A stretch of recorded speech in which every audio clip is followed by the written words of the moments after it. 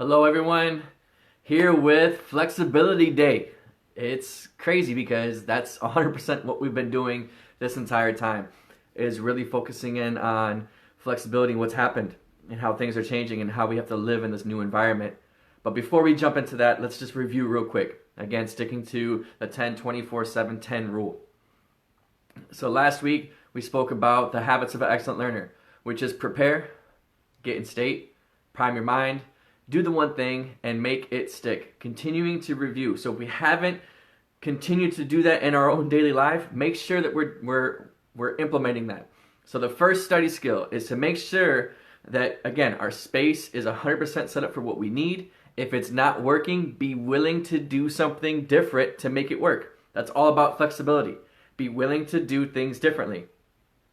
And recognize what's not working and be willing to change what you're doing to achieve your goal.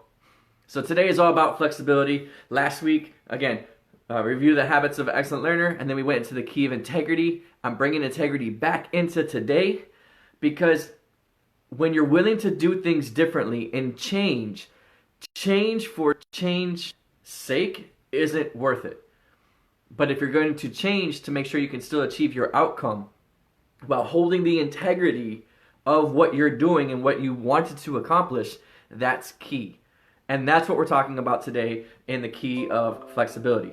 So think of it this way. We need to change the way that we think about change. Because right now the world has this pandemic going on and people are adjusting. And we're adjusting the best we absolutely possibly can. And let's honor that. And remember that even though we're adjusting to the best of our ability, there's things that we need to do differently to continue to move and to continue to grow. So think of it this way. When you think of the word change, what's going on in your brain? What's going on in your life? Is your amygdala talking, or are you in your prefrontal lobe and is that talking? And so remember, anytime you experience change, something new, take a deep breath in, let it out, and do your cue up process. Pull up and picture, breathe, and release. And what that's going to do, it's going to allow us to have oxygen go to our brain so we can then calm everything down and really think with our prefrontal lobe versus our amygdala. A couple strategies to do that. One, have outreach people. And now that's the difference between accountability partners and outreach people. Outreach people are people that you can reach out to where you can either vent, but say that you're venting so that they don't try to give you advice. So either vent or just have conversations with so they can help you decide new things and how to move in this world. So that's one thing you want to do. You want to find your outreach people. Once you find your outreach people, next thing is reach out to them. And then continue your daily journal and write down things that are happening for you to get it out. Now, there is research out there. If you write things down physically with your hands, it's more powerful than typing it out. So I would suggest writing some things out. How are you feeling about change right here, right now? What are some of those things kind of like being roadblocks and pushed into your way? And once you write down all those things, create that plan of action to move around the things. We're not jumping over them. We're moving around, or we're moving under, or we're moving through those things to make sure that we can continue to do what we want to do. Now, the key of flexibility is aqua blue. And the reason why it's aqua blue is because it's similar to water. When water hits a wall, it finds a way around to still get to where it's supposed to be. So think of it this way. What can we do now to change our view about change? And get out of the negative mindset and bring in that positive mindset of change is the one constant in our life.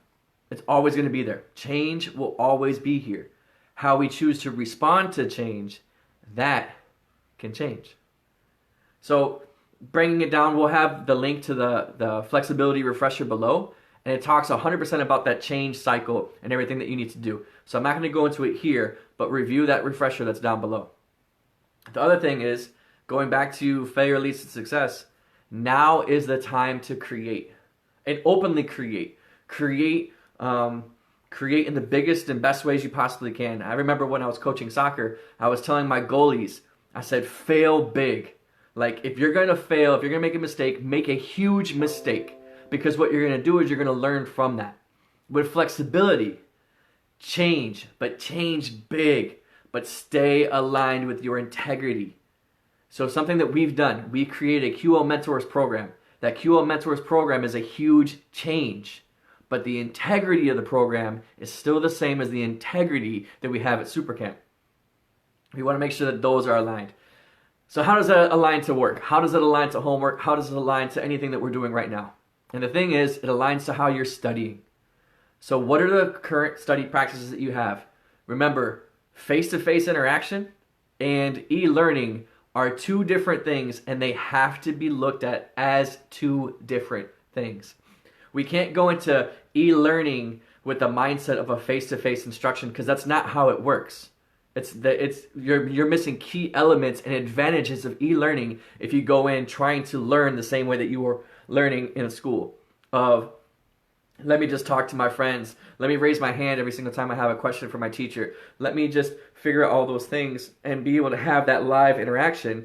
What we need to do now is change the way that we think about that interaction. And one simple strategy is, when you're going through your studies, one, reach out to your teacher and find out when they're available. A lot of teachers are available throughout the entire school day. They have their Zoom links open. They have their Google Classrooms open. So reach out. First one, reach out.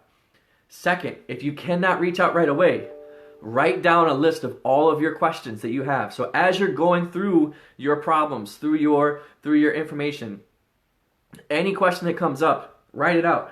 Honor it, because what's going to happen in your brain wants to find an answer for that question. The first thing your brain does to every piece of information is asks why. So what you're doing is you're finding out, hey, I'm going to get that answer later. You're satisfying the brain for the time being. Hey, brain, I'm going to get this answer later. Push it off to the side. And then continue to study. Oh, I have another question? Push it off to the side, but write it down so when you have that interaction with your teacher, you can ask those questions and get the things that you need to. So again, change the way that we are approaching e-learning. And remember, it is not the same as face-to-face. So to summarize everything that we just did right here, we have to change the way that we think about change. We have to create questions for all of the things that we have, put them off to the side so we can meet with our teachers in that time and ask those questions there. The beautiful thing about that strategy is that's setting you up for success in college, because that's 100% what college is like. You're going to be in settings with a large group of students, and you're going to have to be able to actuate and get everything that you need, writing your questions, and then go to the office hours. So this is preparing you for when you're going to go to college, or if you're in the fields working as well. So have a great one. We'll see you tomorrow to finish off the 8 keys of excellence with balance. Have a great one.